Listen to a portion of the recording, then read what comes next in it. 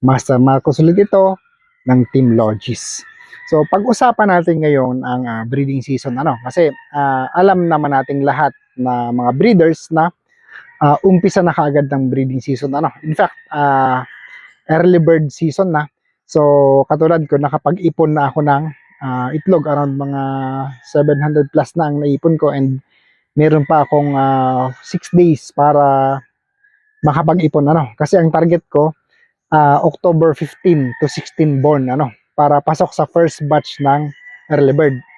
Pero itong mga manok na ito itong mga sisiw na papapisain ko, binebenta ko to binebenta ko sa mga nag-subscribe sa announcement ko earlier na day old. So hindi ko papalakihin ang mga first batch ko ng early bird, ibebenta ko para sa ibang lugar. Now, magtataha kayo bakit hindi ako magpapalaki ng first batch October 15 to 17 born. So maganda pag-usapan yan kasi yan ang isa sa mga pagkakamali ko nung mga early days ng breeding ko kasi yung mga early days ng breeding ko, sinusunod ko kung ano yung mga nakikita ko ng mga talagang season ng breeding. So tama naman na October 15 papasok na yan sa banding period pag meron kang October 15 born na sisiw. So first batch ng early bird yan. Kaya lang tingnan nyo may mga area na late ang labanan. May mga lugar na late ang labanan. So for how many years, lagi ko napapansin, sabi ko itong mga breeding ko na first batch October 15 to 17 born, super tong mga to. Bakit pagdating ng labanan, either lugon na sila, nagbabawas ng buntot, nagbabawas na ang pakpak. Sabi ko, hindi natin mailaban. Sabi ko, taon-taon na lang, lagi ang mga tira-tira ang nailalaban natin. Sabi ko, bakit? Bakit? So, yung pala, dito sa area namin sa Bicol, ang labanan dito ng early bird August. Ang labanan ng early bird August. So, kung ang labanan ng early bird August, pag October born yan, November, December, January, February, March, April, May, June, July, August. So 10 months ang manok, ang stag. So naglulugon talaga na sila sa ganong edad, 10 months. 9 and a half, 10 months, naglalaglag ng pakpak, naglalaglag ng balahibo. So sayang, hindi ko sila nagagamit. So kumbaga, bilang commercial breeder, pinapakain mo yan, gumagastos ka sa ganyan, walang balik. Walang balik kasi hintay mo maglugo na naman yan eh. So talagang ang pera natin naipon doon sa gastos sa kanila na walang silbi. Walang silbi at first. So alam naman nating lahat na sa negosyong to, mabilis dapat ang ikot ng pera para makapag-survive kasi livestock tong negosyo na to. So ngayon, anong ginawa ko this year? So sabi ko nga sa inyo kanina, early on, na yung first batch ko, yung October born ko is binibenta ko doon sa bandang Manila kasi o Central Luzon, Southern Luzon, doon ko binibenta sa mga buyers natin na day old.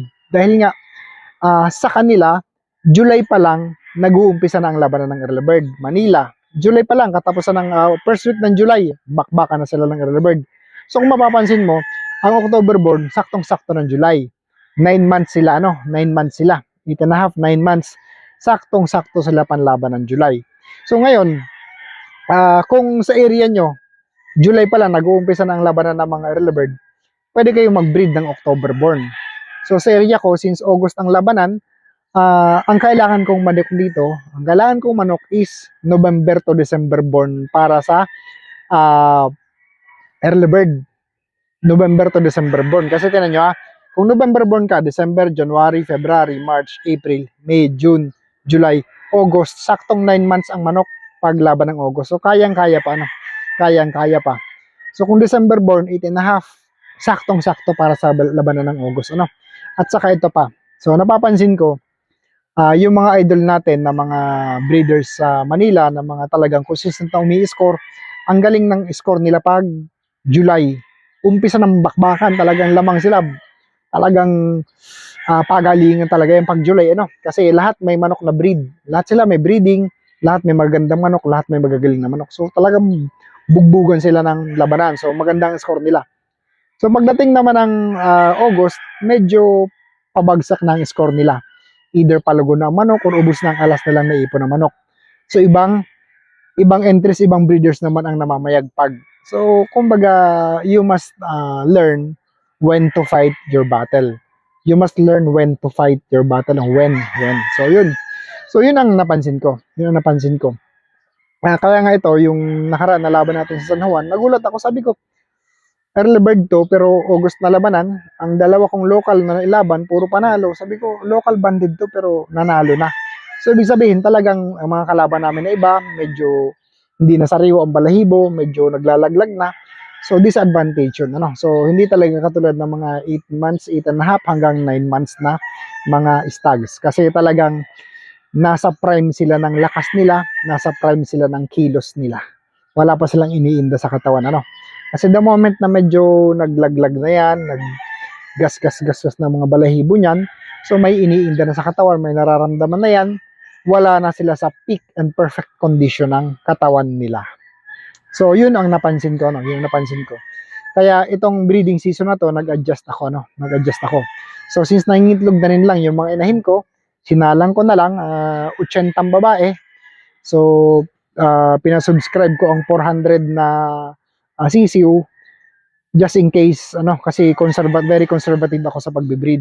So, kumbaga, dinoble ko yung production ko para lang ma-achieve ko yung 400. So, the rest ng bala sa 400, ibebenta ko ulit yun.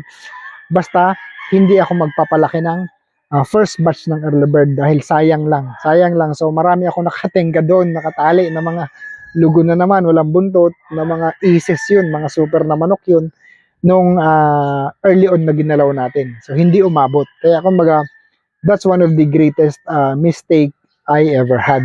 So kaya sa mga kapwa natin breeder, ano, so alamin nyo sa area na pinaglalabanan nyo, kailan ba ang umpisa ng early bird na labanan, kailan ba ang umpisa ng local na labanan, kailan ba ang umpisa ng national na labanan. Kasi sabi ko nga sa inyo, dito sa amin sa Bicol, late ang labanan ng early bird, late din ang labanan ng local. So sa Manila, September ngayon, September, bugbugan na sila, labanan na sila ng local. Pero dito sa amin sa probinsya, hindi pa kami nag-elimination. Dulo pa ng September ang elimination ng local. So talagang super delay. Talagang super delay. So yung mga manok namin, na kung sasabay kami doon sa programa ng Manila, hindi aabot. Maglulugon ang mga manok namin, masasayang lang. So again, kailangan na naman namin i-adjust ang breeding para makapag-compete kami dito sa amin. So national, ano, ito, national. So ang mga national born, January to March born yan, ano, so supposedly yan, end of October, laban na ng national. Pero hindi. Dito sa amin, sa Bicol, November na ang labanan ng national. Sa Manila, October umpisa na ng labanan. So delay na naman. So yung may mga January born, para sa national, sigurado nga abutan na naman yan ng lugon. Kaya kumbaga, masasayang na naman. So it's really important, ano? It's really important na alamin nyo kung kailan ang labanan sa mga lugar nyo para makapag-programa kayo ng breeding. Huwag kayong susunod sa season na yan. Mag-adjust kayo accordingly sa pagbe-breed dahil kumbaga konting pagkakamali natin dito, matitenga ang inventaryo. No? Magkakaroon ka ng maraming manok na inventaryo sa farm. Kumakain yan, gumagastos yan.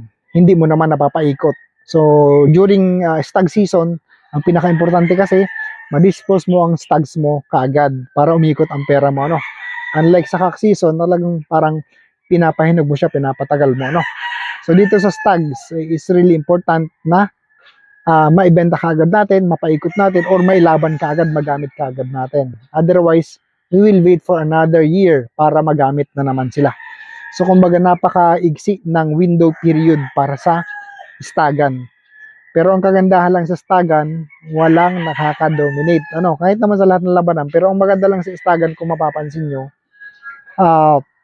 lahat mataas ang chance. Lahat mataas ang chance. Kasi medyo sensitive ihanda ang mga stags. So katulad niyan, kung makalaban ka na medyo lugon, may lamang ka na. Kung makalaban ka na medyo gasgas na ang balahibo, lamang ka na. So dito sa stagan, mas maraming factor ang human error kaysa sa error mismo ng mga manok. pansin nyo, yung mga idol natin, umiscore ngayong araw, ganda ng score. O kaya ikaw mismo, ganda ng score mo ngayong araw. Next week, ang sama na naman ng score mo. So, mapapansin mo, hindi ganun ang performance ng manok. So, that's one, mga human error. So, mistake natin. Kaya nga, kumbaga, itong kagandahan sa laro na to, Itong kagandahan sa laro na to. So, anyone's mistake can be anyone's gain. Anyone's mistake can be anyone's gain. So, mahirap ihanda ang stag. Pag konting pagkakamali mo, kasi alam naman natin lahat, Alam naman natin lahat na ang pointing is the relationship between moisture and digestion. Moisture and digestion.